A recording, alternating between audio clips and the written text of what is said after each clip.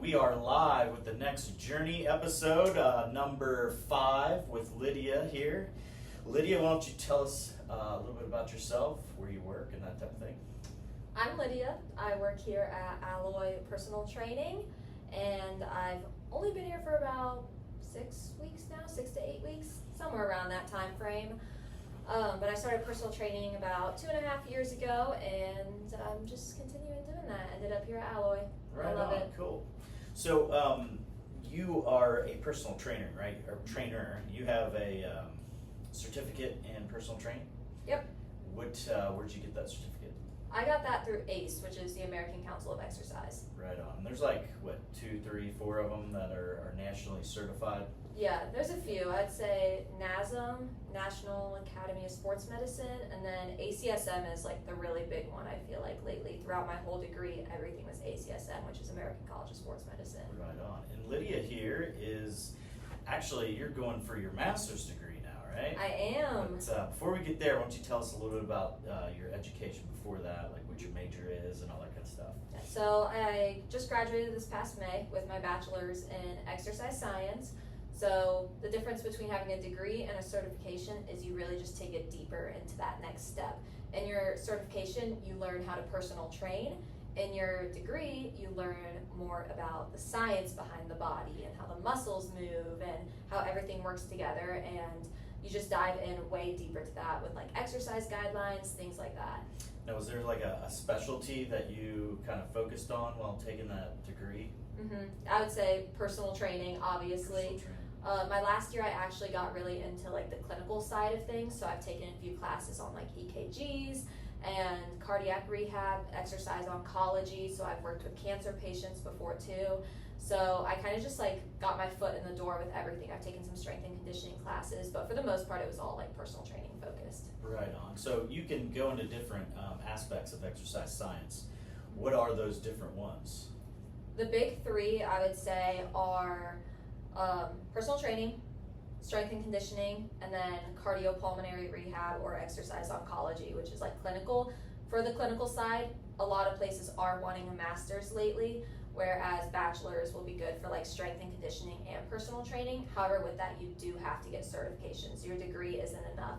So for strength and conditioning, you have to obtain your CSCS, and you have to have a CPT for personal training as well. So it's kind of like the degree just gives you that extra boost, makes you a little bit more important. Right on. So what made you decide in your specific, path? So growing up, I actually always wanted to be a physical therapist, and then I sat back and I was like, oof, 8 years of school. That is like another place you can go with exercise science, correct? Yeah, a lot of people with exercise science degrees go to grad school, mostly in physical therapy or like occupational therapy. Gotcha. So that's what you wanted to do, and then something changed along the way, or is that still in the works? Or something changed along the way. It started out as I was on a college visit, and they terrified me out of physical therapy, which is what you do if you're interested in physical therapy. They do that because they're what like, college was this? They just scare the shit out of their people. Yeah, they try to weed people out because it's such a popular degree people want. Oh, okay. So they'll weed you out before you even get into the program. So it's not like one of those degrees where like we need people. They're actually trying to weed people out of it. Yeah. Interesting. Is it super hard to get into? So okay. Yeah, hard to get into, hard classes. So at the time I was 18, I was more of just like a screw school, like I just want to hang out with my friends, party a little bit. Is that the big change that we're talking about? Or? Yes, yeah, kind of a little bit. So I was like 8 years of school, that's not for me. I want to have time to have a life. So then I was like, well, I always planned on doing my undergrad in exercise science because I grew up playing sports. And then my senior year of high school, I would say this is where the big switch came because that scary moment happened my junior year. But my senior year of high school, I was wanting to pole vault and run track. I did sprints in college, but I knew I needed to get stronger for that so that I could get faster and get more height pole vaulting. So that got me into the gym for the first time. I was lifting at like a YMCA. My dad's old pole vault coach actually that he had in high school wrote me up a program, but it was more bodybuilding aspect because again, I was trying to put on muscle. And I just fell in love with it. Every day after school my senior year, I was at the gym, I was lifting. eventually I got away from the program, started designing stuff of my own, and then as I got into my degree, I was like, I want to do something in fitness helping people, and if it's not going to be physical therapy, So hold on a why second. not? Back up a little bit. Back up. You were designing your own stuff in high school? Yeah. Wow. That's really into it. Yeah. I was just like taking what I learned from that coach who gave me a bunch of stuff. So was he like your to talk. personal trainer, or did he just kind of write some programs for you, or kind of how did that Mhm. relationship work out? So he was actually coaching Division I track at Northern Carolina, and their summer workout program they had, he just gave me that. And he was like, here, have it. Go off on your own, be free. Yeah. So it wasn't like he was training me, I was just following the program. And there were days I was in the gym, I was like, what the heck is this exercise? Looking it up on my phone, brightness all the way down so nobody saw.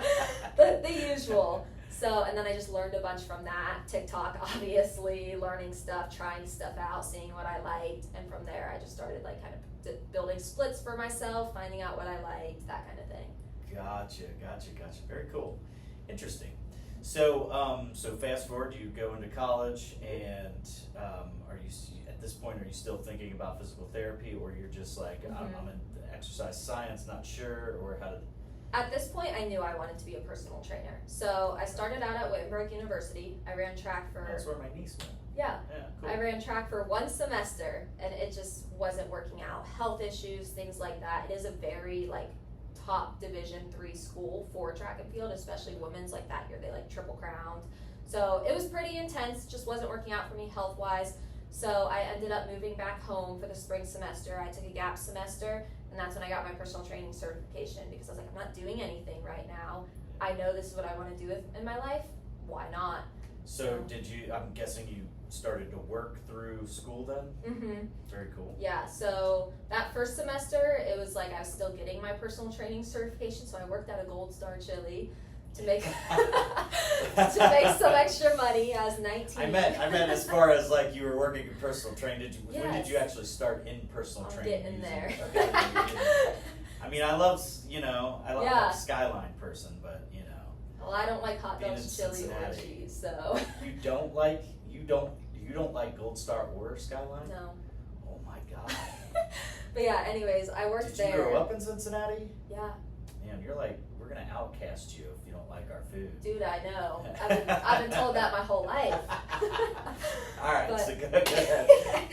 But anyways, so I was working there while getting my certification, and then I got my certification in August. Well, I tried to, but I was having issues with the test. There was issues. I was originally through NASM.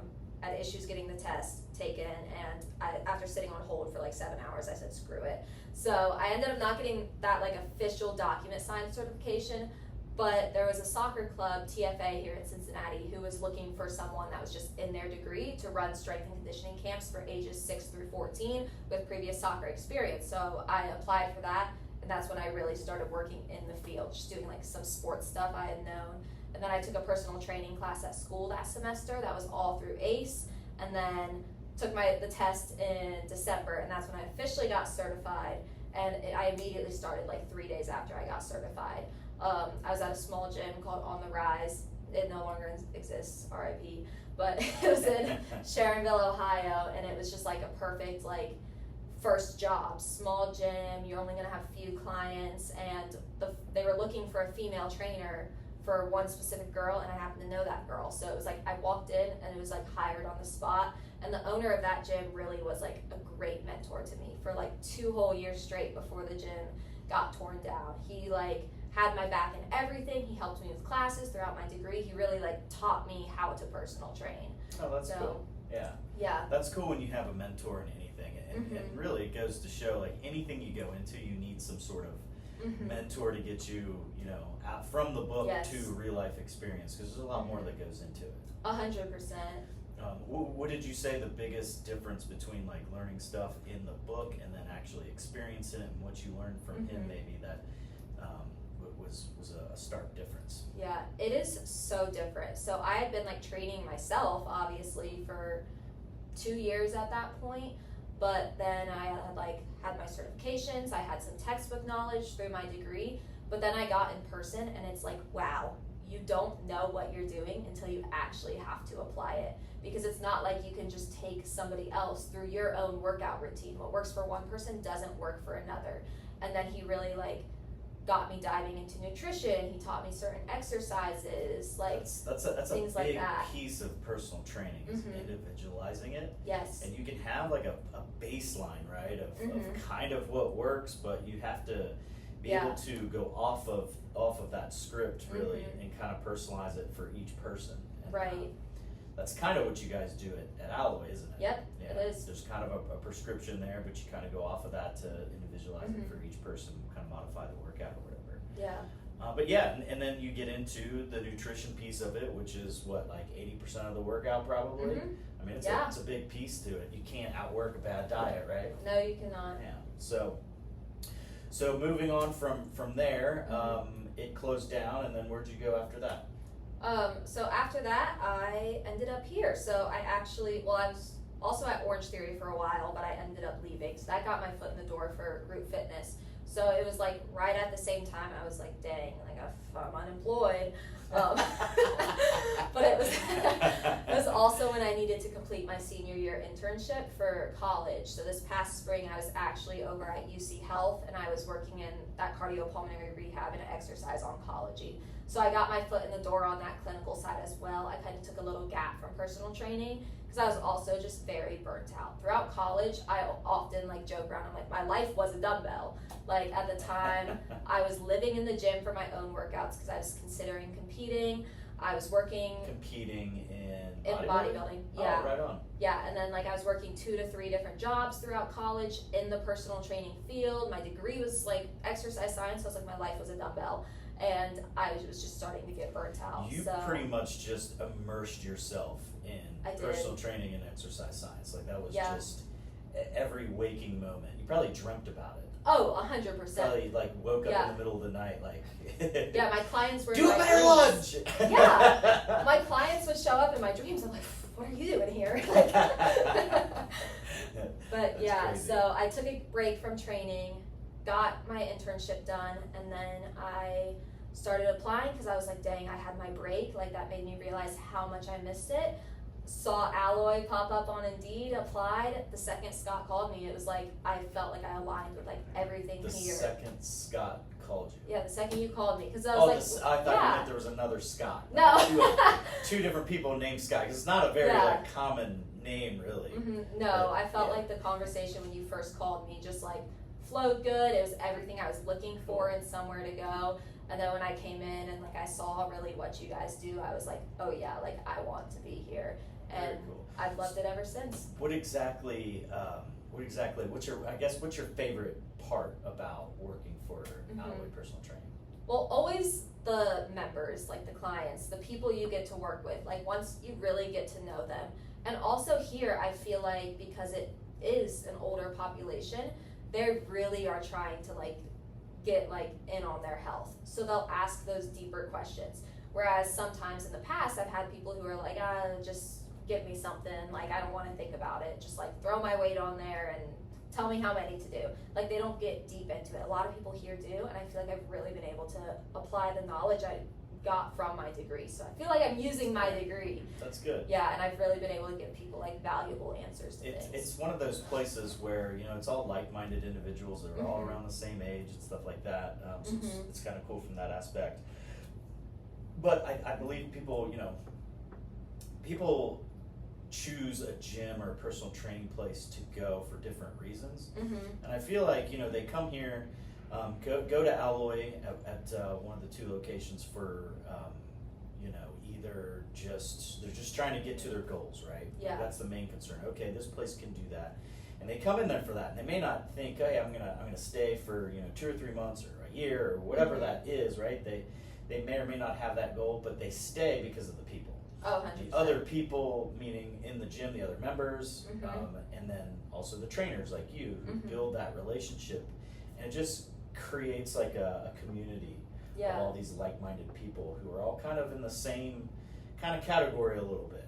Everybody's got their own little thing to them in terms of maybe an injury or they're going through menopause or they're experiencing different things, but it's in general kind of that same kind of feel the play, I Yeah. guess. Yeah. Oh, for sure. And even just like since I've started here, there's people who started around the same time I did, and every week they're in here, like they just get better and better. Like last week I had people in here and they've been doing TRX squat for 6 weeks since I met them, and then I was like, you know what, let's give it a try. So we took the TRX away, we did a bodyweight squat, and I was like just blown away. So it's like they help motivate me too, because I'm like, if they're it works. yeah, like it works. It's a progressive thing. Like it works no matter what level you're at. It's there's always somewhere to go, right? Yes. And so yeah, you can start off being. I've had clients who couldn't bend down to the ground without the TRX, right? Yeah. Kind of the same thing, but they couldn't get all the way down to the ground to like pick up their grandchild, or even just sitting up out of the seat without pushing up on the chair, right? And so it's functional movement for a reason. We're working on those different things, and that's kind of what a TRX can do, is progress them to that point to then eventually take that away and then eventually add a weight to that movement and kind of progress it on down the line without like just, you know, overloading the person too quickly. It allows them to kind of do it, learn it properly, and kind of move through slowly or quickly depending on the person, but you know, at their own pace. Right. So well, cool. So you then kind of backtracking back to your education, right? You graduated, and then now you're in your master's degree program. Yes. So getting ready to start my master's in a month. Really, it was just came down to like, I'm doing it at the same school I got my bachelor's at. It like worked out good with time frame, with like working and stuff like that. And when I was looking at the course curriculum, it was stuff I was really, really interested in, and also stuff that's really going to help me here at Alloy. Like one specifically is a female physiology class. We get a lot of like premenopause, postmenopause people in here, and that's a class that I think is really going to help me in my knowledge and just add value to me as a trainer. Yeah, I have, excuse me, I've never learned more about pre, peri, menopause, and postmenopause before in my life. Before being but you here. kind of have to, you know, learn that, because it is a big part of what women go through at this, you know, 40 plus age group, to learn that kind of stuff. And by no means am I saying I'm an expert whatsoever. And I can never feel that of what a woman will go through. So when I say I understand, it's a small bit of understanding in the world that they have to go through. But you could also help us understand more, meaning the other trainers and the owner and GMs and stuff like that, as you go through that. So share with us all the good information and stuff like that you pick up. Absolutely. So other than that, what else is in that degree program that you're going to be taking? I'll be taking advanced exercise physiology, so going even deeper into like for the muscle people, movements. people who don't understand what that means, the physiology piece. So exercise physiology is more the science behind. So, we do a deadlift. Why do we do a deadlift? What muscles is it working? What does it help with? What muscles are connected to what? Like, it's basically like ripping open the skin of a body and picking out every single muscle and like studying it, like really. Now, do they study like say a squat, like all the different muscles that fire at the different levels that you go down and then on the way back up as well? Yep.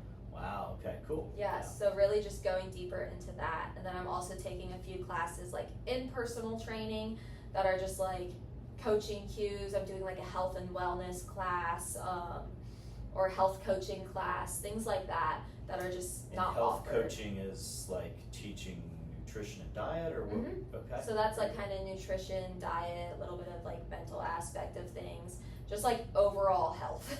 Overall health. Yeah. So a good question is so there's always limitations to personal trainers with how much we can talk about diet and nutrition with client. Can you speak to that? Do you know kind of where that limit is? And you know, I know sometimes we skate on thin ice, but yeah. So the big thing is we are not registered dietitians. We're not nutritionists. We cannot write out a specific meal plan and give it to someone. But there are ways around that. There are, like, for us, we're allowed to calculate macros. We're allowed to look at body fat percentages, things like that. So calculating macros is going to be the biggest thing that we are allowed to do, because we can take each individual person, tell them how much protein, how much fat, how much carbs, how many calories they should be eating in a day, and then we can suggest meals for them to eat. We can suggest things. So for the people out there who don't know what a macro is, what is a macro? A macro is going to be your macronutrients. So these are like your building blocks. So you have protein, carbs, and fats. So protein, this is what helps rebuild your muscles and what kind of gives you strength. Carbs are good for us. Carbs give us some carbs, yes. Carbs in moderation are good for us. Carbs give us our energy. So if you don't have enough carbs in your body and energy stores, then your body's going to start grabbing your protein for energy. But if you're overdoing your carbs, then they're just going to build up in fat stores around your body because your body's waiting to use them later on. There's actually, I don't know if they've done this in your school or showed you or kind of brought you aware of it, but there's a lady that I'm going to have on here, and she actually takes like I guess it's like a sonogram. Yeah. And she put it over my thigh, and you can see into the muscle. Oh. And basically, somehow tells her like what my carb storage is. If my muscles are holding carbs enough to be efficient, because otherwise, like you said, it could grab other things to use as fuel. Yeah. Right. So. Interesting. Yeah. Well, so how does my other question would be like, in terms of, you have different diets, right? And so one of the big things that I've heard of recently a lot is the you'll help me out here. The diet where you starve yourself in the morning. Just fasting. No, there's like a name for it. There's a name for it? Yeah. I don't know. Damn it. I'm having a brain fart here. But you basically, like, you don't eat until about 12 o'clock. Yeah. And then you have like this small window of where you eat 1 or 2 times a day. Yeah. It's basically built upon fasting, and what it does is it allows your body, or creates a situation where your body is flexible. It can burn carbs as fuel, or it can burn fat as fuel. Okay. So you said, like, if you don't have enough carbs, right, like then your body starts to burn protein. So how is that working inside their body to burn the fat instead of the protein? Yeah. So is that making sense to you? That's making sense to me. Obviously everything I say kind of has to be taken with a grain of salt, because again, I'm not a registered dietitian. Sure, yeah. And also, like, I like to speak off of my experience trying things. I'm 22 years old. I don't need to be doing a diet like that, whereas older population may be trying stuff out like that. So I can't fully speak to it because I haven't tried it.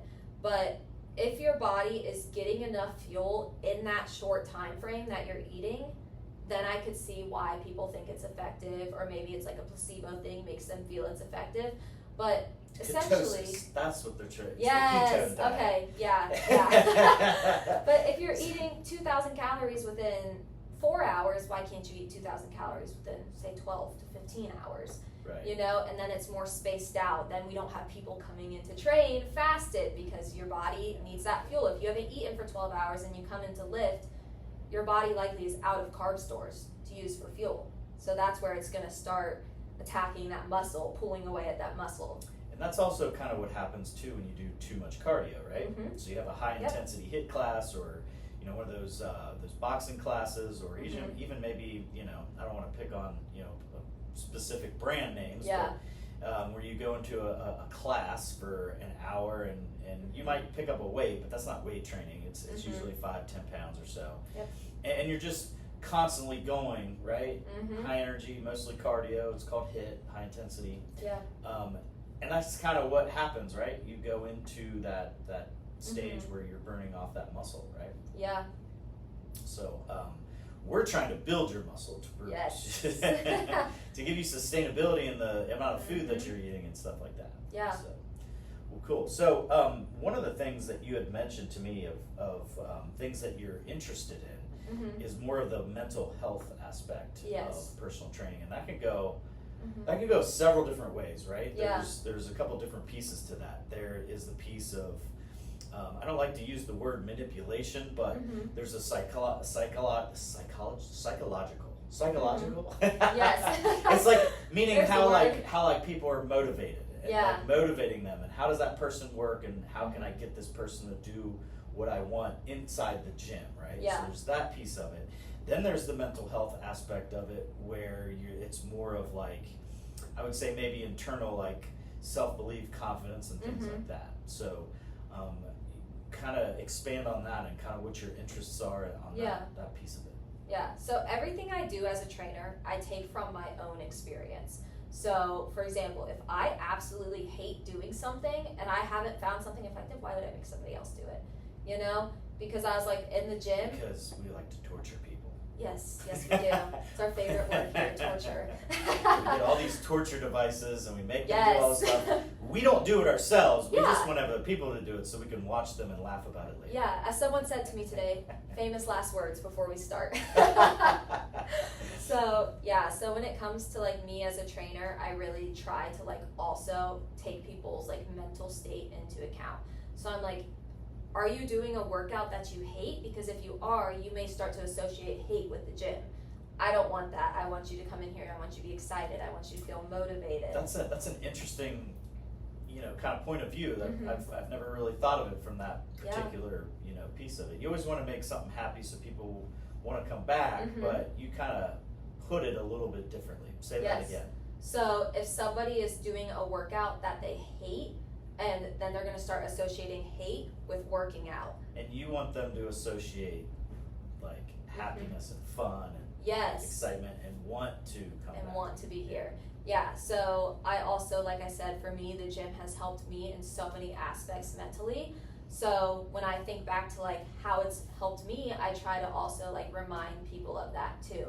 So it's like, yes, you're doing the work in here, and you've had so many wins in here. How has that made you feel outside of the gym too? Like, have you started having little nutrition wins, like water intake wins, like things like that?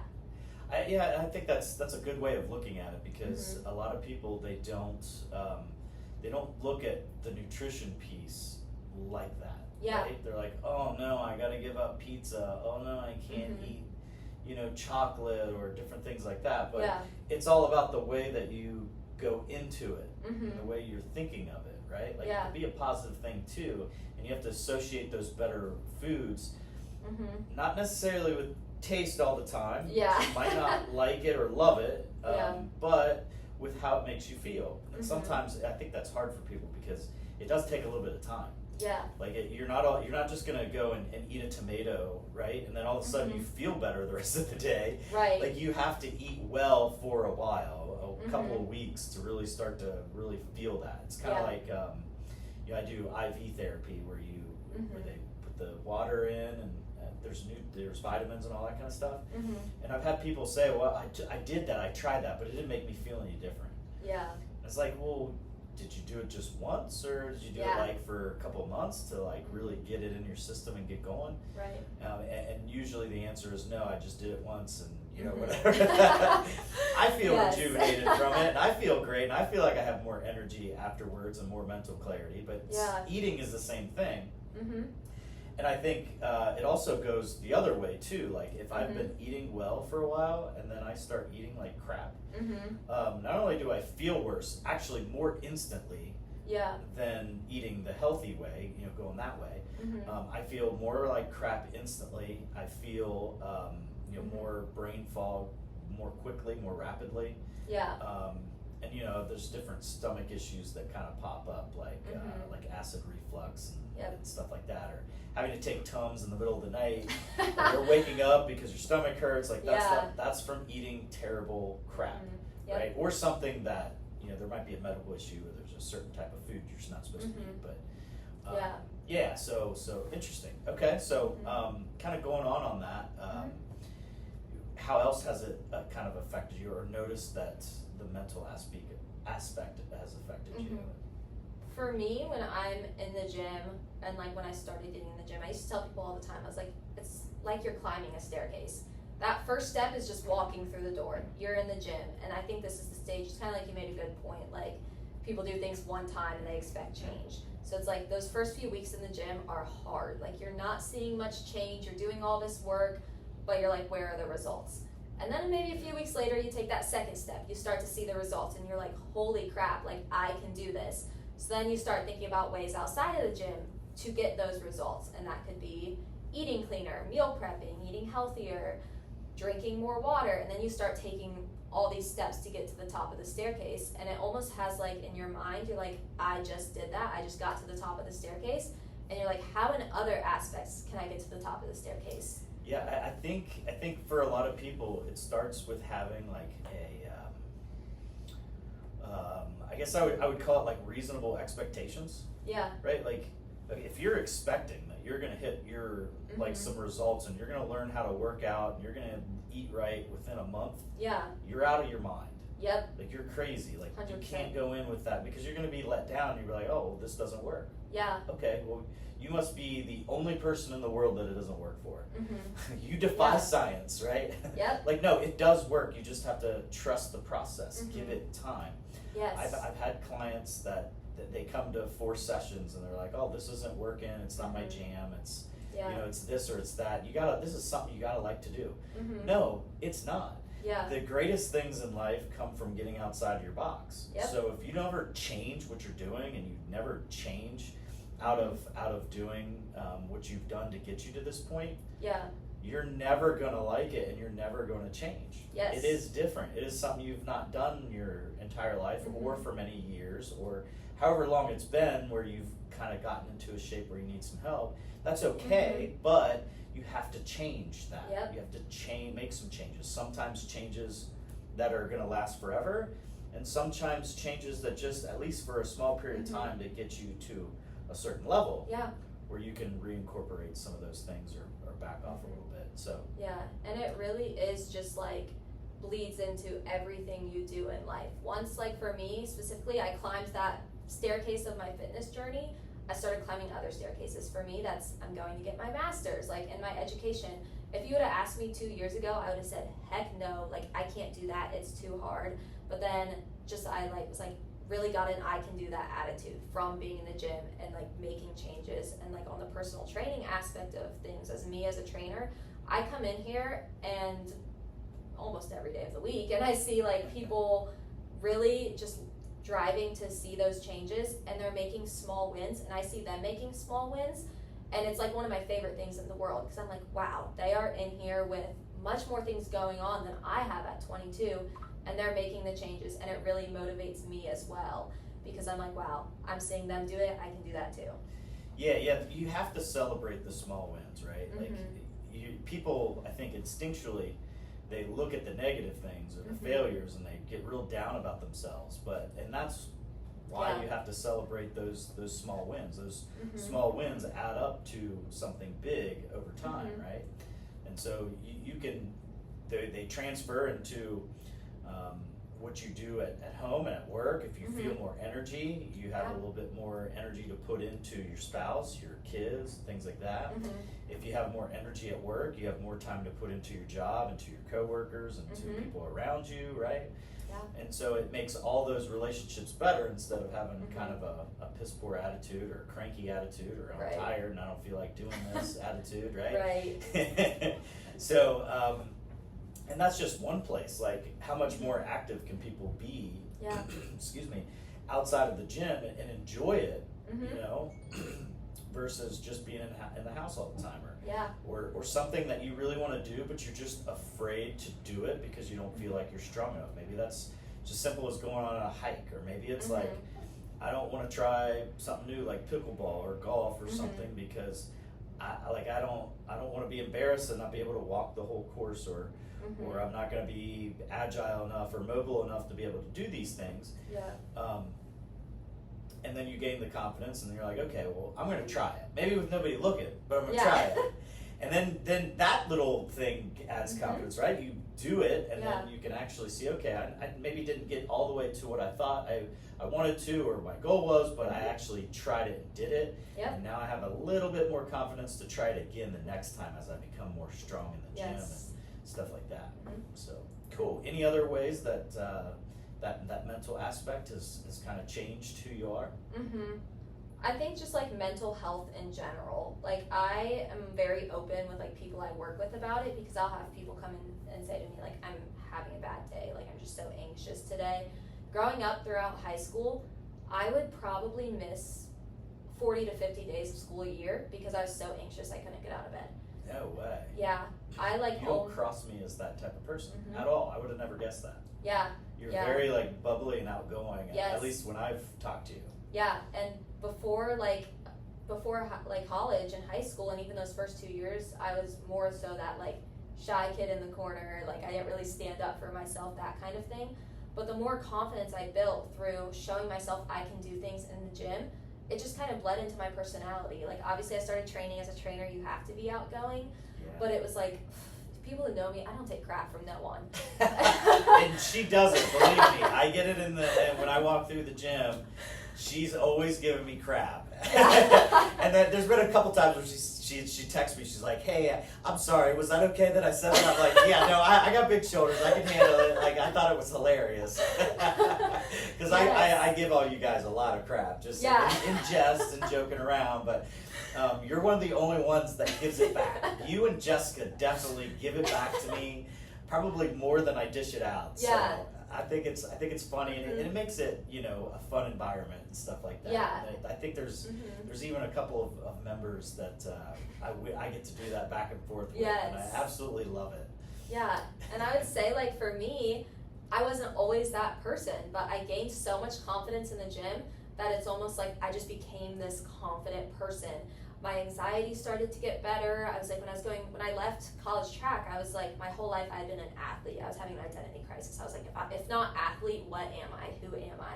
Yeah. So there was like some depression associated with that as well, and just working full time through college, I was just like not in the best mindset. But the one place that I felt like I could go and just let it all out was the gym. Like that gym saw like blood, sweat, and tears. Letting stuff out in the gym, the stress, like or the anger, or whatever it is, whatever's aggravating the shit out of Scott. When I go to the gym and I can just like take all my anger out on a weight or whatever, and it transfers all your energy into that and get it out.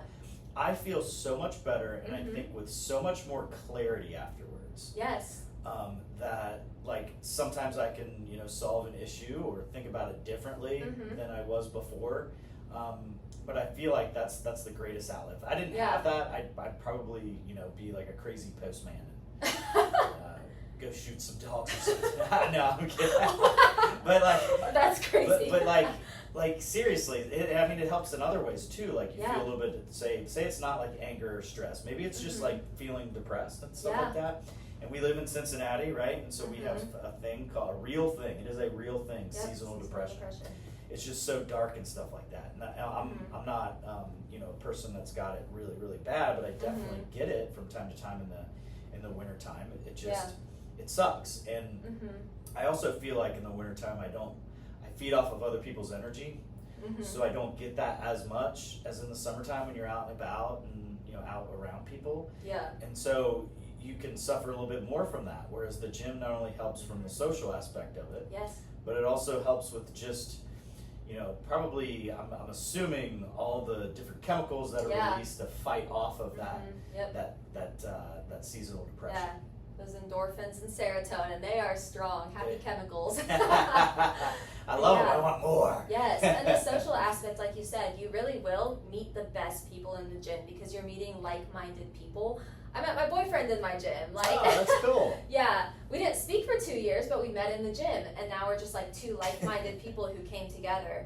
And it's like some of my closest friends I've met in the gym, or just through this mindset. And it's always like friendships that push you to be better really are like some of the strongest you'll ever have. Yeah, I feel like there used to be there's like an old stigma about the gym and stuff like that, and it's all like, you know, people who they're all fit and stuff like that, and they don't really want you there, and you know, they treat you bad or whatever, and that's that might be true in some real hardcore, you know, bodybuilding gyms and things like that, but that's like the exact opposite of what Alloy is all about and tries to do. It's not only the people are very inviting with other people, but I think it just goes into the culture, right? Yeah. Certain gyms have that culture to it, so you want to kind of not be that. But we've had actually, we haven't had any couples, I don't think, kind of meet here yet, but we have had couples who have met other couples, and they like go and hang out, you know, and do different things together and stuff like that. And they're like, they stick with the same hour in the gym, and the Yes. same days, and they work out Mm-hmm. together, and then they go hang out together. Yeah, last week So when think I that's was kind of fun. last week when I was training, there was a group and it was just like they always work out together. They were like, "Do you guys want to plan like lunch sometime next week? We'll work out and then we'll go get like a healthy meal." And it was like one of my favorite things to hear. I mean, in my head, I was kind of like, "Okay, cool, chopped liver over here, no invite." But it really is like the social aspect helps you mentally as well. Because if you're locking yourself in your house all day, obviously your mental health isn't going to be great. But then even just going to the gym for an hour, even if it's just making eye contact with someone from across the gym, giving the little gym bro nod, like it's like, dang, that was an interaction with a person. Like I feel better. Yeah, no, that's definitely a thing. I don't know if our age group really uses the term gym bro. It's a friend in the gym. That's basically all it is. Yes. So I think that's an important piece of just overall health and wellness and things like that is Mm-hmm. definitely getting your butt into the gym and making sure that even if it's like a bad day, right? Like sometimes those are the best days I have. Mm-hmm. Oh, 100%. Whether it's like a halfway depressed day or an anger day or stress day, whatever. Mm-hmm. So, and you just don't feel like going to the gym. Like that's the last place I want to be on earth. Yeah. And then I try not to think about it. I'm, okay, I just go there. And if I Yep. just go there, I can always turn around and go home, Mm-hmm. right? So I leave myself an out. Not really. Mhm. When I get there, I think differently, right? Yeah, So I'm the same way. I get myself there. But it's step by step. Like, okay, Yep. I'll just get there. So I get there, and then I'm thinking, all right, I'm just gonna kind of half-ass it today. Mm-hmm. I'm not gonna push myself. I'm this or I'm that. Like I'm Yeah. giving myself excuses, and then I get started, and somewhere there's a switch, Mhm. or a slow switch or a fast switch. But at some point, that kind of just goes away, and I get into what I'm doing, Mm-hmm. and then all of a sudden I just take off. Yeah. That could be after the warm up. It could be after the first stretch. It could be Mm-hmm. after the first, movement Mhm. of lifting the weight. And they're like, oh, it sucks. And then you just kind of get Yeah. over yourself basically Mm-hmm. and start working out. And sometimes it comes from like the personal trainer of Yep. pushing you or kind of telling you a joke or something where you Mhm. just forget Yeah. about all that crap that's going on the outside, Mm-hmm. and you can just focus on this and yourself Mm-hmm. and just kind of do that for a minute, Mm-hmm. and it kind of just relieves all that and takes you It off does. of just like kind of, I guess, fixating Yeah. on the negative of whatever it's going on in the real world. And that's why I try to always kind of preach to you guys to have a smile on your face, Yes. to be excited when people come in and stuff like Mhm. that, even if you're not feeling it, because you Yeah. want them to have some energy, and that's the way you Mhm. give it to them. That's the way you kind of make their bad day a good one. Yeah. One of the things that I try to do, I'm not always successful, but one of the things I always try to do when I go into the gym, as being a worker Mhm. or being an owner of a gym, not working out, but just going in Mhm. for that.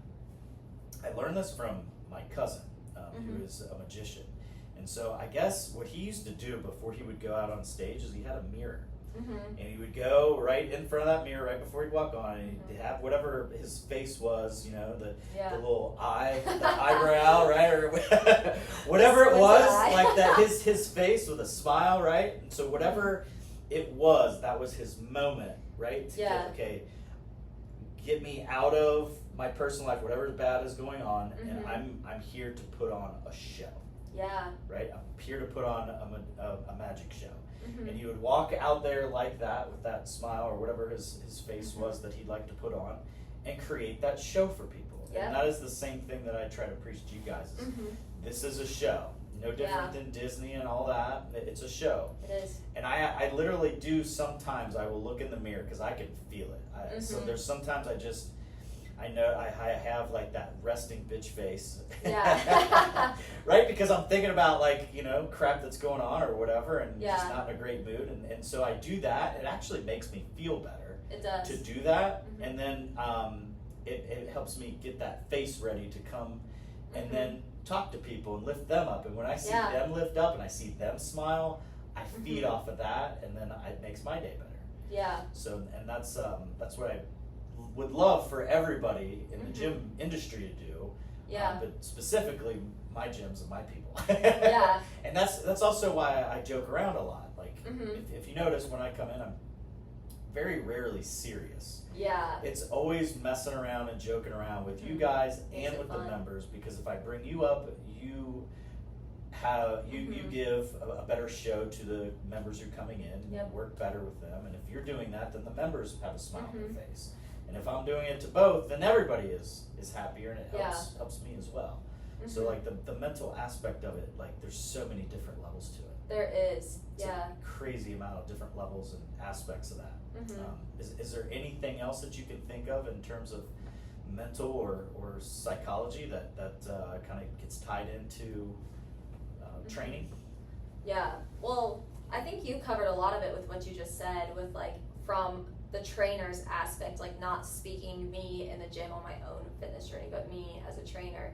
It's like there are a lot of times where it's like you said, you are putting on a show. You could have the worst day of your life, but the second you come in and you see that first person walk through the door, like snap, it's showtime.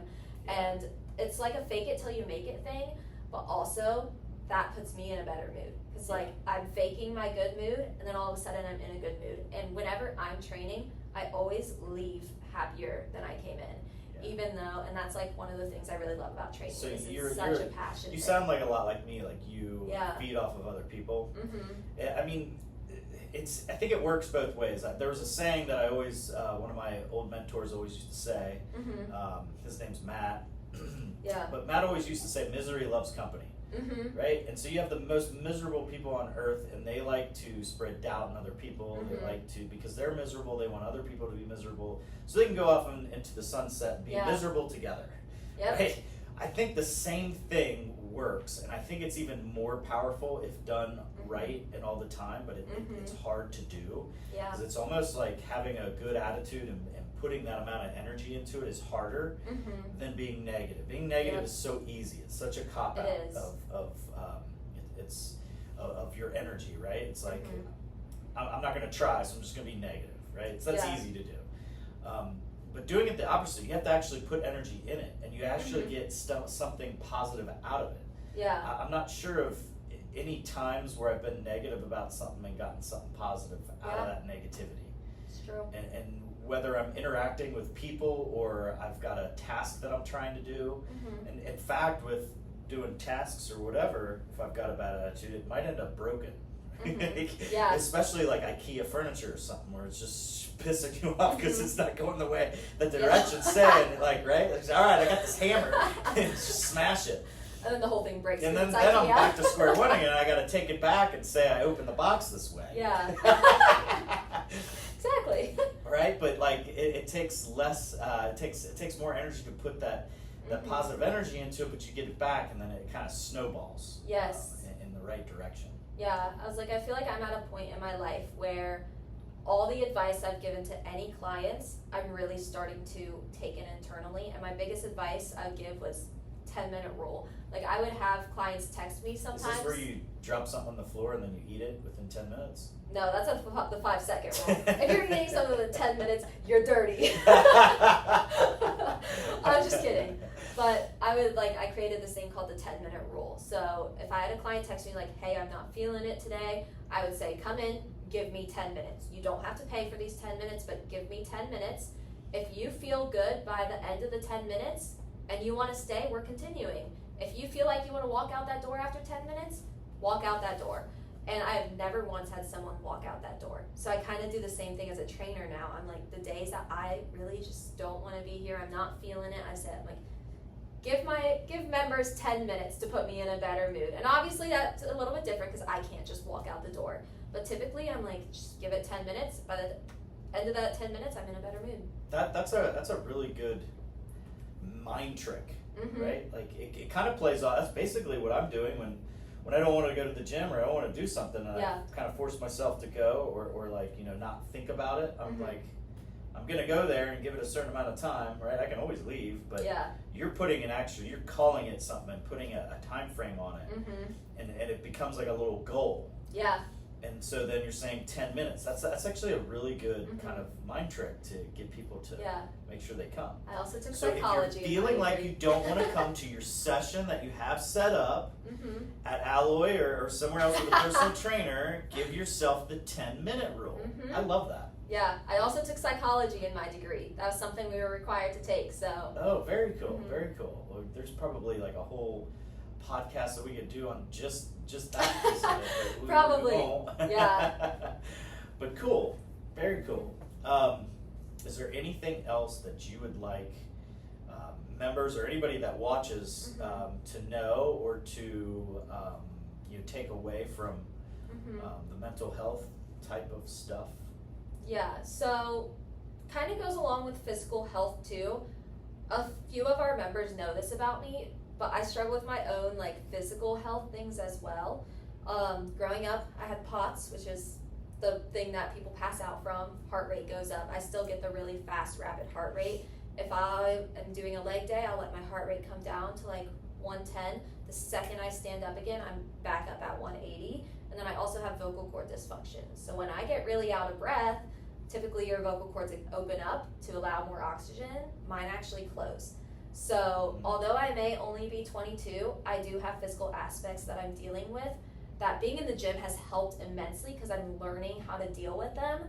But I do understand what people are coming in here when they say they have a chronic illness or physical just ailment going on that they are in here trying to push through. That's something I really applaud myself on as a trainer, is I like to think I'm so understanding of that because I have my own things going on that I'm battling at 22 that I get in the gym and deal with, so I know how hard it is. So I really apply that to my training as well. I think that's a good point, is that everybody has like things that hold them back, right? Yeah. And I think sometimes as you get older, you can kind of look at that as like, you're young and in shape. It's easy for you. Mm-hmm. And it's like we all have our own challenges, and it probably is still, even with some of those things, it still is a little bit easier for you than people who are 40 100%. plus, of course, right? But that doesn't mean that you can't train or understand what people are going through and know, but I mean, you have to have some specialized training, but two, you have to have gone through some certain things. I think that's one of the things that can make a good trainer or a bad trainer in terms of having a niche kind of group of clientele like we do. Yeah. Is that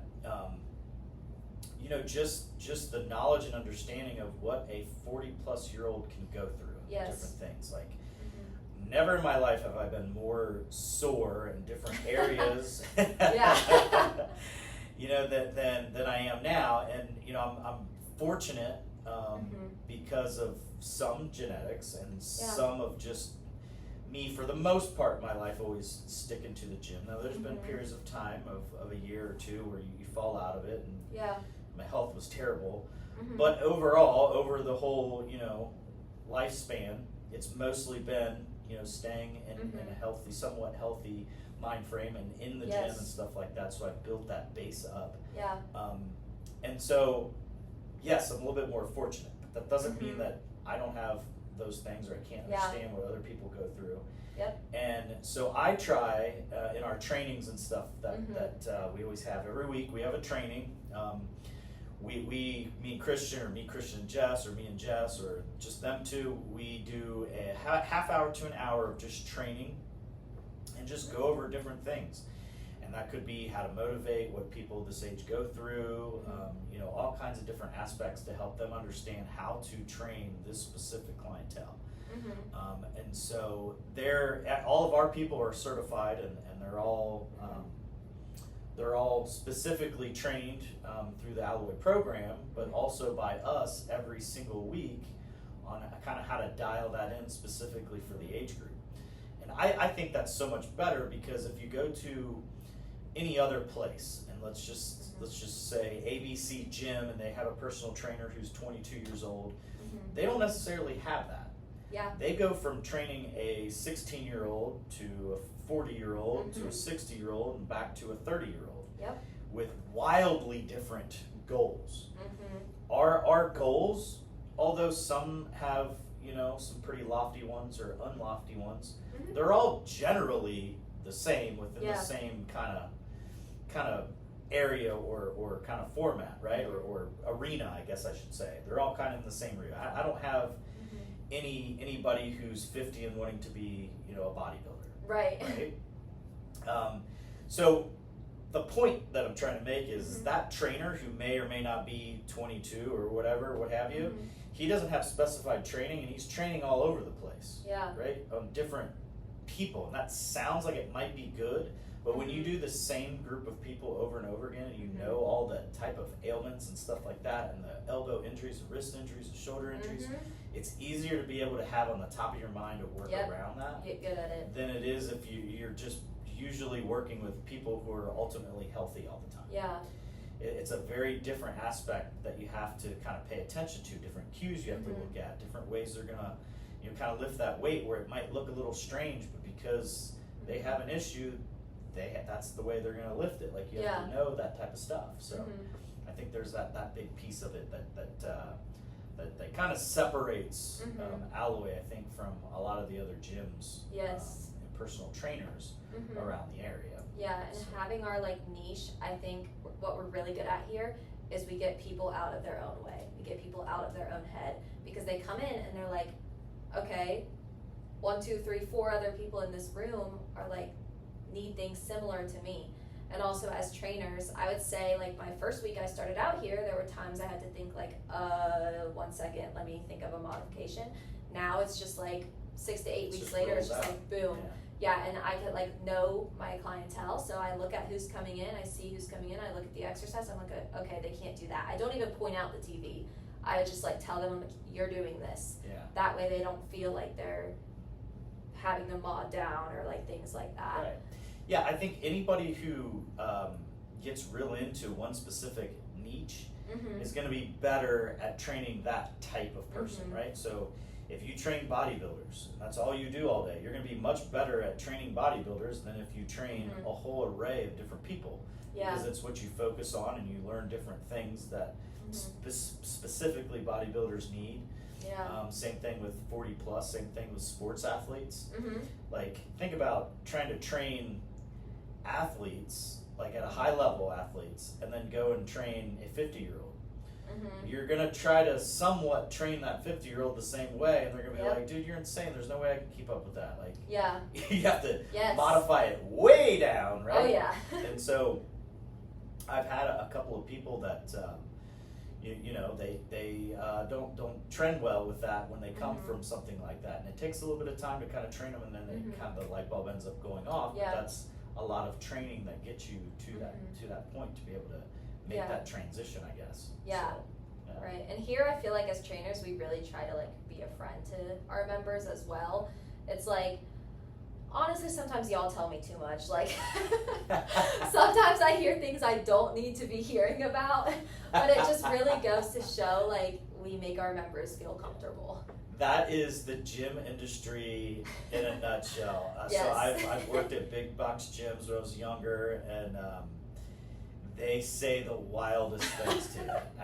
And to be, so I don't hear it as much in this format. People I think are a little bit older and a little bit more reserved a little bit, but you do sometimes, you have maybe just there working out with you, and they feel comfortable with you, and they tell you something that's going on, or they get a little open with about certain things with themselves or their spouse, or the two of them together or whatever. You're like, whoa!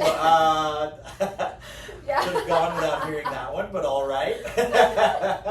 Yeah, or the sessions where it's friends who have been working out together forever and they forget you're there. Yeah. Had that one too. Yeah. It's like that, but it's I've never had somebody that it's not all in good fun, or I've never had another member tear down another member, and put them down or not want them there, or be mad at them, or different things like that. Yeah. It's all kind of a welcoming community, and stuff like that. So yeah. We're going to title this I Heart Alloy, because we really just got into all the things we love did. about Usually it here. we don't on my podcast, we don't really dive into just all about Alloy, but this one we kind of did. You took us in that direction. Yeah. Free promo! There you go. So which locations do you work at, speaking of free programs? I work here at Mason and I work at Westchester. Right on. Very cool. Very cool. Do you have I'll ask you this. Yeah. All right. So we got to do a little intro video, we call it a video short. Okay. Where we'll post that on the Instagram thing. It's not this. It's like maybe a 2 or 3 minute video. Yep. But we'll do it in this format, and then I'll do it in the smaller format. Okay. So, we already asked you what your favorite thing about Alloy is. We already gave your message to clients. Yep. What is your favorite cheat meal? Ooh, my favorite cheat meal. Yeah. My dad's cooking it. Hey, Dad. You're cooking a big fat stack of pancakes, right? But then my mom is making like the cinnamon like drizzle that she puts on top of it, like an IHOP Cinna stack. I used to have those all the time as a kid. And then I'm also having bacon, but on the side I'm also having an omelet and sausage and hash browns. That is like that big meal that they serve at IHOP. Yeah. The sampler platter, I Yeah. think it's called, where it's got like just everything in it. Yeah. That does sound good. Yeah.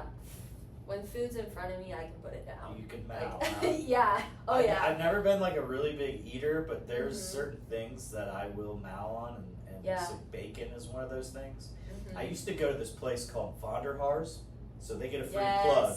There's a place called Vonderhaar's in Reading, and they have this bacon sandwich, and it's like thick bacon, and it's really good, and they put it on the sandwich with a piece of tomato and mayonnaise. And it's no kidding, like 2 inches, 3 inches thick. Oh my gosh. And it is the best bacon sandwich I've ever eaten before. That's I haven't crazy. been there in years, but I used to go there all the time back in the day. Yeah. So. Also, cheat meal would be chicken avocado or fried, like not grilled chicken, fried chicken avocado sandwich from Shake Shack with fries and a cookies and cream shake. Wow. All right. You got Good. a couple. You're the first one Yeah. that's given me a couple. Normally people just give me one and then that's it. You've given me a couple. It's about balance over here. Yeah.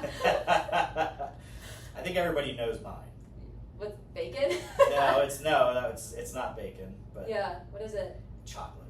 Oh Like, yeah. And you're like, hey, that's a dessert. No, I can make a meal out of it. Yeah. Okay, we don't just eat a piece of chocolate. Yeah. We create a whole meal out of chocolate and eat the chocolate. Yeah. I have a chocolate bar I had to literally ban myself from buying. Very good, very good. Well, thank you for coming on the show, having a conversation with us. We'd love to have you back, but I think you did very well. Yeah. For those of you who are just now joining in, we have just started on Spotify and stuff like that. Currently, you can watch our videos and hear us on YouTube, but we'll be on all the major ones coming up. We have, you can go to Podbean Podcasting, and you can listen to us there as well. But like and follow us, and stay tuned for some more journeys as we go through, and we have some other people on. Outside of Alloy, this is health and fitness, so there's going to be a lot more people that join us in terms of professional wellness, nutritionists, some physical therapists, all kinds of different people that are in my network that I'll bring on and just talk about ways that they kind of can influence your time and health and fitness and things like that. So stay tuned.